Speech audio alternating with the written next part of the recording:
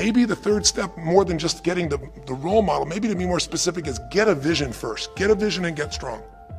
That's what I think your third step should be. You first tell yourself the truth. Yes, see it as it is, not worse than it is. Tell yourself the truth and deal with it. But the way to deal with it is say, what am I going to go for? There's got to be a compelling future. I got to come up with a vision for my life or a vision for my relationship.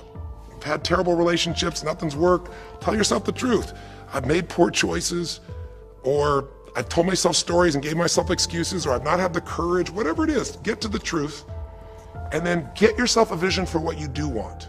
Because you have to have something you're going to move towards. Does that make sense? Without a vision, people perish. It says in a very good book called The Good Book. And I know there are many good books, but that's a good one to take a look at. We need something to go for. We can deal with any problem today as long as there's something that we can look for in the future that we can strive for. It'll give us the emotional and psychological fuel, the juice, to keep moving forward. So you got to come up with a vision, and a way to do that, we'll call that step 4. Get a role model. You might get the vision from a role model, you might get the vision just from coming up with a new idea. But in order to figure out how to go from where you are to where you want to be, to close the gap from where you are to where you want to be, it's best to learn by other people's experience whenever you can. So get a role model, get their strategy, and go to work. Get into action. So I'll give you an example. Years ago, when I was first starting to try to figure out how to build myself financially, I grew up at a time when, just as I was starting to do well, this big recession happened. And I remember I was like 29, 30 years old, I think, and maybe 31. And I was doing okay. And then all of a sudden, there were all these business challenges because we went through this severe recession back in those days. And I remember at the time, everybody was downsizing and freaking out. And I thought, you know what? I don't want to just settle for this. I want to find a way to do well. Who's done well in really tough times? And so I started doing my homework. And in those days, you know, you didn't go out and use the internet the way you do today. You couldn't access all that information. We actually went to libraries and did research in traditional ways. I'm ancient enough to remember those days. And I started hearing about this man named Sir John Templeton. Very famous man. He's a man who became a multi-billionaire as an investor. He started with nothing. But what was interesting is when I started to find out about his story, because here's a guy that when he's a young man, he's called Sir John Templeton now. He was actually an American originally. And he wasn't Sir. He came from a very poor family. And he just decided that in his life, he wanted to not only do well financially, he wanted to do so well he could help other people at any level that he wanted. And today, by the way, he's passed, but before he did, he created the Templeton Fund. And he also created a fund that now delivers money, gives money each year at the Templeton Prize to people that do good spiritual works, and it's larger than the Nobel Prize, and it continues to go on. But the guy started with nothing, and here's how he did it. Listen to me now. The reason I look for him as a role model is because he made all his money in the worst of times. He made all his money when people were going through the equivalent of the deepest recession or depression possible. His whole belief was, and this is different than almost anybody else you see around you, was pessimism was the secret to success. That what he wanted to do was make money when people were most pessimistic. Because when people are optimistic, they want you to pay for their house a huge sum of money. But as they start getting more and more pessimistic, where pretty soon they think they can never, the house is the worst thing to have, they'll virtually give you the house. They'll virtually give you the business. And so he made all his money starting in World War II. When the war broke out, when Hitler invaded over in Europe, he took all the money he had and borrowed a total money of $10,000, a total amount. He bought with $10,000 every stock on the New York Stock Exchange that was $1 or less that he thought might be useful, including some companies that looked like they're going to be bankrupt. But he did it when people were the most pessimistic. Because if you recall, it looked like Hitler was going to take over. It didn't look like we were all going to be the winners. It looked like Hitler was going to dominate. And when people were that scared, they would give up anything they had just to get a little bit back. And so he bought all the stock that eventually made him a multi-billionaire. He became a billionaire because after things changed, after the war, just 5 years later, and the economy started to surge, everything changed for him. Where do you think he invested next after World War II? Where was a country that was pummeled, that was down, the factories were basically turned into mud? Japan. You could buy things for pennies in Japan that would have cost you hundreds of thousands of dollars before, and he did. When everyone was most pessimistic, he went and did well. And then he sold when the 80s surged and when everybody thought Japan was the greatest country on earth and had the biggest businesses. He sold and made his maximum profit when people were overly optimistic. He did the same thing down in South America when inflation went crazy. This man spent his entire life basically having a strategy of how to succeed when everybody else was scared. I tell you that because he's a role model. What he did, how he did it, it's all in writing, it's crystal clear. You could do the same. But you won't be able to do it when you're telling yourself the sky is falling and it's over. When you see it worse than it is, you'll just give up. You won't do it if you don't tell yourself the truth is, you know what, this system isn't working. I gotta do something. I gotta change my finances. I gotta change my job. I gotta reach. If you don't tell yourself the truth and deal with the truth, the real truth, nothing's gonna happen. You won't ever even think about a guy like John Templeton if you don't have a vision that says, I don't care how the environment is, I'm gonna find a way to do well. And you won't do well unless you get a strategy based on a role model who's really done it. My whole thing is this: if anybody has something you want, they aren't lucky. They did something. If you model them, if you take similar steps, you can produce a similar result. Make sense?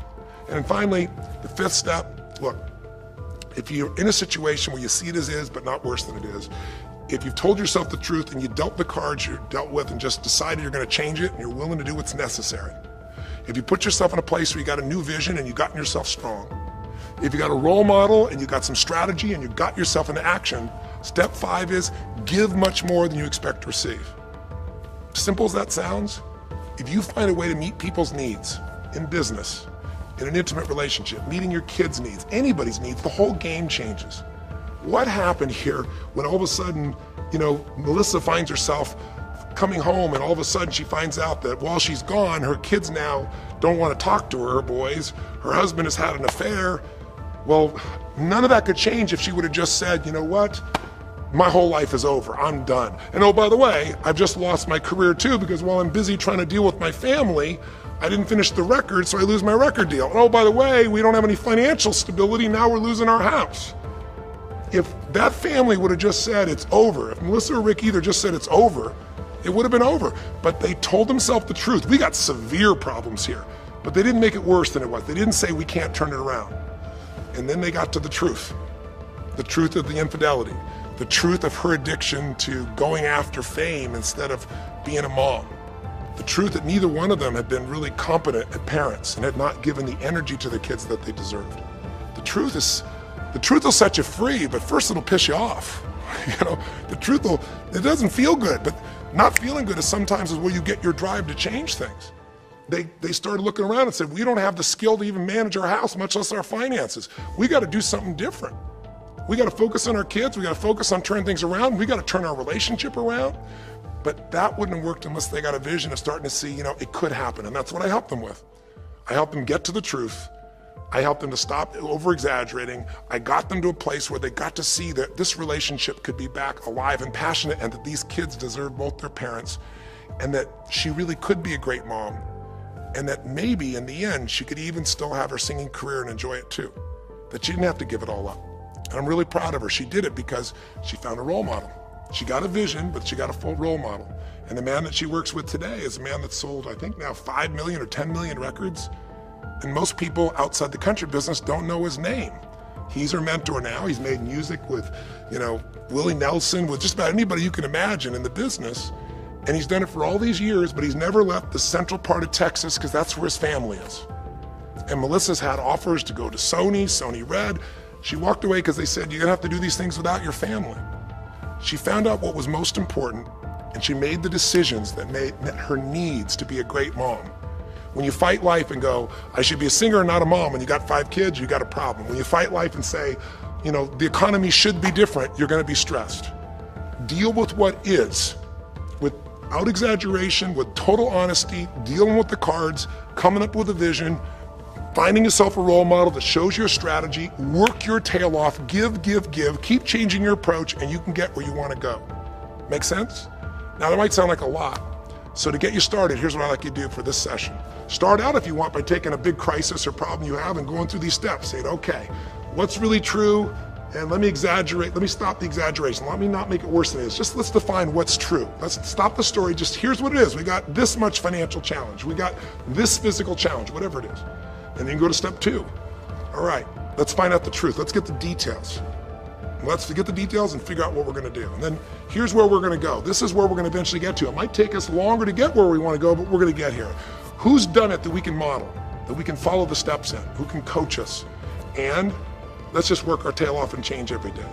But to give you a quick jump, sometimes when you're in the middle of crisis or crises, multiple crises, lots of things going on simultaneously, it feels a bit overwhelming. So, and you might not know a role model. You might say, Tony, I don't know who. Well, not hard on the internet these days to find role models, or come to an event. You know, I can promise you we can show you plenty of role models. This is what I do for a living. But what you can do right away is you can model yourself. Think about it. Almost everyone alive has been through more than one tough time, crisis or multi-crises, where you're having a problem financially and you're having a problem with your family and you're having a health problem all simultaneously. Those are the intense ones, right? But if you're standing still today, most of us have found a way to get through it. And if you don't, you know someone who went through a tough time, a grandmother, an aunt, an uncle, somebody. The greatest way to make that change happen, when you break out of a, break through, you break out of a problem, you break out of a crisis, is model yourself. So we have 5 questions when you click on this link. And you can do it by video so you can see yourself and you can share it with other people, or you can type in the answer. I'll tell you in advance what they are, and then when I'm done here, I want you to do it right away if you would. The first question is, what's been one of the toughest times in your life? What's been one of the toughest times in your life that you did get through? Maybe it was a financial situation, maybe it was a career situation. Again, maybe it was an intimate relationship where you were crushed, you thought you could never make it through all the pain you went through there. Maybe it was a physical challenge, a health challenge. Maybe it was a lack of confidence or ability. I don't know what it was, but what was it just incredibly tough time that you did make it through, and you're just gonna jot it down. Or you can do it in the video and just tell us, because you're not only gonna get this answer, but we're gonna create a community of people who will be role models, people that have been through hell and back, saying, here's where I was, here's what I got through, here's what shifted my life, here's what you can do. And we're creating this community as our gift to you, so that this isn't just a discussion that's one way. I want to do is start a conversation with you where we can help each other. So that first question is, what's a crisis? What's a challenge? What's a tough situation you eventually made through, but it really was difficult for you? Second question, you go back and you think about that situation. What pulled you through? What pulled you through that situation? What did you learn? What distinction, or did you get a strategy? Or was it a belief? Or did you meet someone who helped you? Or was it just somehow you clicked into your faith and you kicked yourself into gear? What pulled you through those tough times? Was it a person? Was it a place? Was it an idea? Was it a distinction? Was it a belief? What was it? Share it with us. Type it down or tell us from your heart what it really was. Third question is just real quick. It's just for contrast. And the third question is, what was your life like before the crisis? Like right before all hell broke loose? Usually you'll say, oh, my life was so great, but when you go back and look at it, was it so great? Was it wonderful? Just out of curiosity, right before all hell broke loose, third question is, what was your life like right before it? And then the fourth question, what'd you do? What did you do to go from where you were to where you are today? What did you do to get over that situation? What did you do to get through that situation? What did you do to turn it around? What action did you take? Who did you go learn from? What skill did you go get? What did you physically do? Kind of give us the description of what you did, because we all want to know, because you can provide us a pathway. You may have been through a crisis that someone else is going through right now, and they could learn from you. They could learn the shortcut. And finally, the fifth question, maybe the most important one besides what pulled you through, and the fifth one is, how is your life actually better today because you went through this crisis? Whatever the crisis was. How are you stronger, or are you more compassionate because you felt that suffering, you don't want anybody else to feel it? Or are you more hopeful because you know you made it through that so you can make it through other things? Or are you in a situation where you've got a skill today that you didn't have and wouldn't have had if it wasn't for that situation that made you have to grow? Or are you just happier today because you have a contrast of what life could be like, and so now you appreciate the simple moments? How are you better mentally, emotionally, physically, financially, or spiritually today because you went through the crisis? Even though you wouldn't want to go through it again, you don't want anybody else to go through it, how did it actually serve you in the end? I think if you answer these 5 questions, you don't need to remember them. I said them to kind of trigger you thinking. All you do is type in the answer, or you take the instructions and click on the video and go, okay, toughest time in my life? There have been so many, but I'd say when I went through this divorce, or I'd say when I was told I had this tumor, or I'd say when they told me this company was gonna go bankrupt, or whatever it was. Second question, what pulled me through? God, I don't know, I guess a combination of things. One was this belief that somehow everything in life happens for a reason and a purpose. And even though I hate this, something must be calling me to grow. Or I'll tell you what it was. It was a friend that sat me down and said, man, you're going through hell. But when you're in the middle of hell, when you're pushing through hell, just keep pushing. Just keep going through it, man. I've been there. And he gave me this plan, or he gave me this strategy, or he told me, you know, this problem won't last forever. Trust me, I know it feels like it's the end of the world, but 10 years from now, you and I will be sitting here, and you'll be here with your children, and you'll be here with your wife, and we'll be talking about those tough days, and we'll actually smile and laugh about them and be so proud we made it through it together. Or you might say, what got me through it was prayer, or my faith in God, or what got me through it was just massive action. You know, what pulled you through? Just tell us. We all want to hear, we all need to know. And there's lots of ways to get through hell, isn't there? There's lots of ways to get through a crisis. There's so many ways. That's what I want people to get. So when you're done with this on the website, you will give in something. Because a community is not just a place you go get stuff, right? It's a place you give. And the more, you know, authentic you can be and honest from your heart, the more other people will see and be touched. You know, what was it like before? Oh my God, I was on top of the mountain. You know, what did you do? Here's what I did. You know, I told myself the truth. I went and got this new education. I went and started talking to people each day. Whatever you did. How's your life better today? There's a phrase, you know, be humble or be humbled. You know, I have a different level of humility because I know, you know, that as good as I may think I may be, that situation reminded me that life is not just about me, it's about we. Or, gosh, because of that, I love my wife so much because we made it through that situation together. Or because of that, man, I'm so much stronger financially. I'm on top of things. I don't let anybody spend. Whatever it is, tell us how your life's better. Okay? I don't know how long the session was. Again, there's no script here, baby. I just want to work with you heart to heart to say one thing. If you want to break through, you have to make new decisions. New choices create a new life. The only thing stopping you is some limiting belief. Some belief about how life should be different or you should be different. Deal with life the way it is. Tell yourself the absolute truth. Don't make it worse than it is. Tell yourself the truth. Deal with it. Get a vision. Get strong. Get a strategy. Get a role model with a strategy and get into action, and then put your focus on taking action every day. Giving, giving, giving. Change your approach. You will get there. Go to the Power of Crisis right now. Click in. Give us your message and the answers to 5, and look at other people. You'll find people have been through things you can't imagine. A woman talking about how one day she was home and a man came in, and to try and save her children from being hurt, she had to let him rape her right in front of her kids. And when her husband found out, he came home, he was so upset he left her. And then she developed cancer. I mean, you'll see some stories here that'll blow your mind. And today she's the most happy, incredible woman, and she's helping other people who have cancer to get through it. She's healthy and strong. Her kids are strong. We need those kinds of role models. So whether your story is little or big, there is no little or big. We all need a pathway of power. And this will be a gift to yourself because it will activate your resources. It'll be a gift to other people as well. So that's our session. The power of decision, the power of choice, how to face a crisis and turn around. It may not sound like rocket science. It's not. It's just called the truth. And the truth will set you free, as they say. So live strong and live with passion.